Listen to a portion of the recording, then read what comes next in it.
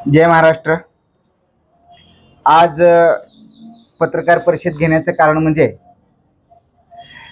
2/2/2026 रोजी आपण माननीय राज्याचे मुख्यमंत्री देवेंद्रजी फडणवीस तसेच तालुक्याचे तहसीलदार प्रांत PI यांना आपण निवेदन दिलेलं होतं। ते निवेदन असं होतं की तालुक्यामध्ये मोठ्या प्रमाणामध्ये चालत असलेले डंपर आणि त्या डंपरच्या माध्यमातून आपल्या विटा शहरामध्ये 2 कुटुंबे उद्ध्वस्त झाले। 2 लोकांची त्या ठिकाणी जीव गमवावा लागला। त्या संदर्भामध्ये आपल्या विटा शहरामध्ये 17 तारखेपासून बेमुदत ठिय्या आंदोलन होतं। ते ठिय्या आंदोलनचा कालचा 7वा दिवस होता आणि ते ठिय्या आंदोलन गेले 7 दिवस चालू राहिलं। आपल्या त्यामध्ये मागण्या होत्या की जे डंपर चालक आहेत त्यांच्या गाड्यांची तपासणी व्हावी, त्या मालकांची कागदपत्रांची तपासणी व्हावी, जो चालक आहे त्याचं कागदपत्र क्लिअर आहेत का, त्याच्याकडे परवाना आहे का, अशा एकूण वेगवेगळ्या अनुषंगाने आपली काही जी मागणी होती त्यातल्या बऱ्याचशाच मागण्या शासनाने समजून घेऊन काही डंपर चालकांच्या वरती कारवाई केलेली आहे। तसे त्यांनी आपल्याला ते कागदपत्रही दिलेले आहेत। त्यानंतर गेले 7 दिवस आंदोलन चालत असताना तालुक्यातील वेगवेगळ्या माध्यमातून वेगवेगळ्या नागरिकांनी, वेगवेगळ्या संस्थांनी, राजकीय नेत्यांनी त्या ठिकाणी आपल्याला पाठिंबाही दिला।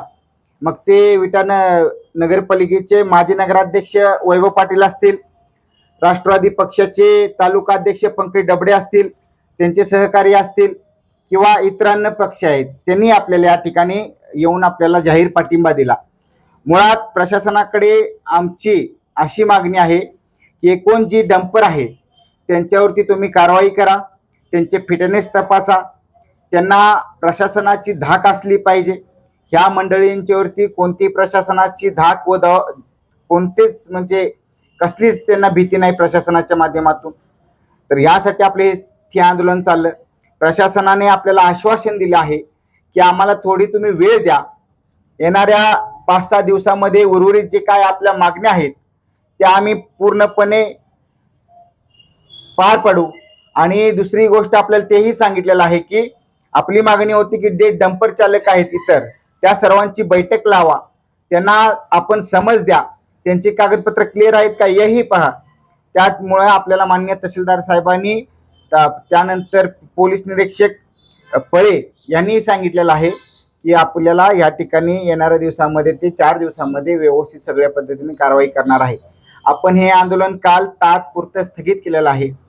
जर आमच्या ज्या काही मूळ मागण्या आहेत त्या जर या प्रशासनाने जर मान्य केल्या नाहीत किंवा त्यावरती कारवाई केली नाही तर पुन्हा आम्ही नागरिकांच्यासाठी रस्त्यावरती उतरू, एवढंच आपल्याला या माध्यमातून सांगतो। जय हिंद, जय महाराष्ट्र। जय जिजाऊ जय शिवराय। शिवसेनेच्या माध्यमातून शिवसेना प्रमुख माननीय शिवसाहेब शिंदे यांच्या नेतृत्वाखाली दिनांक 2/2/2026 रोजी आम्ही प्रशासनातील सर्व विभागांना प्रमुख पत्र हे मुख्यमंत्र्यांना दिलं होतं। त्याच्यानंतर खाली माहितीसाठी प्रति सगळ्या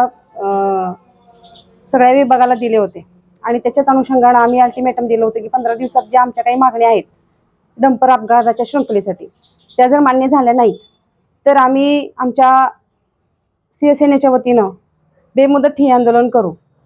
त्या पद्धतीने आम्हाला कुठल्याही प्रकारचा पत्रव्यवहार झाला नाही, कुठल्याही प्रकारची कुठलीही कारवाईची माहिती दिली गेली नाही। त्यामुळे आम्ही 17 तारखेला 17/2/2026 ठरल्याप्रमाणे आंदोलनासाठी बसलो। त्यानंतर आम्हाला दुसऱ्या दिवशीपासून तहसीलदार, माननीय तहसीलदार असतील, पोलीस डिपार्टमेंटचे लोक असतील, RTO डिपार्टमेंटचे लोक असतील, वारंवार भेटून जात होती आणि फक्त आश्वासनं देत होती की आम्ही असं करू, आम्हाला वेळ द्या। परंतु आम्ही आमच्या मागण्या लावून धरल्या। कालच दिनांक 23 रोजी आम्हाला त्यांनी लेखी स्वरूपात काही गोष्टी सांगितल्या, लेखी स्वरूपात दिल्या की अशा प्रकारची कारवाई करण्यात आलेली आहे आणि इथून पुढे सुद्धा अशाच प्रकारची कडक कारवाई करण्यात येईल। हे सगळं करत असताना पोलीस डिपार्टमेंटकडून आमची मागणी राहिली की बाबा ज्या 2 घटना इथे घडल्या अपघाताच्या आणि त्यामध्ये जे FIR दाखल केलेले आहेत त्या FIR मध्ये बारकाईने लक्ष देऊन वाचलं असता पहिल्या FIR मध्ये मूळ गाडी मालकाचं कुठं नावच नाहीये, ते फक्त चालकाचं नाव आहे। दुसऱ्या FIR मध्ये जे गाडी मालक म्हणून नाव घेतलेलं आहे ते कुठे रजिस्ट्रेशनला दिसत नाहीये। ते ऑनलाईन रजिस्ट्रेशनला बघितलं तर तिथं दुसराच कुठला तरी मालक येतोय याच्याविषयी मागणी आम्ही लेखी मागणी पोलीस डिपार्टमेंटकडे करणार आहे. त्यांनी आमच्याकडं वेळ मागितला आहे. ते म्हटलेत आम्ही सर्व डिपार्टमेंटची मीटिंग घेऊन याच्यावर अजून कडक कशी काही कारवाई करता येईल याच्याविषयी बघणार आहोत.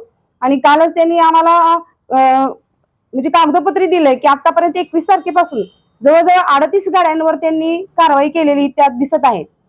हे सगळं होत असताना जे अवजड वाहतूक आहे त्या अवजड वाहतूक कशी काय कायदेशीररित्या व्यवस्थित होता येईल याच्याकडे लक्ष देण्याची खूप गरज आहे. याची आम्ही आमच्या माध्यमातून त्यांच्या निदर्शनास आणून दिलं.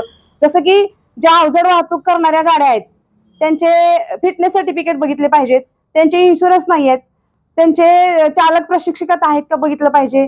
तसंच त्यांचे जे माल वाहतूक करण्याची वजनाची जी मर्यादा आहे ती पण बघणं फार गरजेचं आहे. कारण जर माल वाहतूक करायची मर्यादा जर 10-20 टन किंवा 25 टन असेल आणि जर 35 टन माल त्यात भरला असेल तर खचितच त्या चालकाकडून त्या गाडीचा तोल जाऊन अपघात घडण्याची शक्यता नाकारता येत नाही.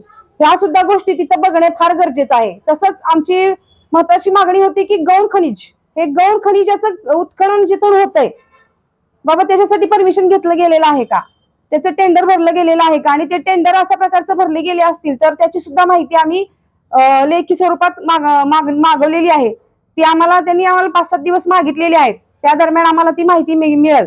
आणि आता जे पीडित कुटुंबीय आहेत त्यांच्यासाठी सुद्धा जी चार्जशीट फाईल करणार आहे ती सुद्धा अगदी योग्य कशी होईल याच्याकडे सुद्धा आम्ही लक्ष देण्यासाठी सांगितले आहे. जेणेकरून न्यायालयात किंवा कोर्टात त्याची दाद मागत असताना त्यांची चार्जशीट तिथं टिकून राहिली पाहिजे, त्यांची बाजू तिथं भक्कम झाली पाहिजे, यासाठी सुद्धा आम्ही तिथं मागणी केलेली आहे. आणि एवढं सगळं मागणी करत असताना त्यांनी आम्हाला आश्वासन दिलीत, लेखी कारवाई केली, त्याबद्दलही दिलेलं आहे. परंतु आमच्या अजून काही ज्या मागण्या आहेत ज्या आम्ही त्यांना लेखी स्वरूपात मागणार आहोत आणि ज्या आमचे कारवाई करण्याची अपेक्षा आहे त्या पद्धतीनं जर अपेक्षा झाली नाही पूर्ण तर आम्ही तात्पुरतं हे आंदोलन स्थगित केलेलं आहोत. जर काही त्या अपेक्षा पूर्ण झाल्या नाही तर आम्ही शिवसेनेच्या माध्यमातून पुन्हा रस्त्यावर उतरण्याचा त्यांना संदेश दिलेला आहे. एवढंच मला इथे सांगायचं आहे.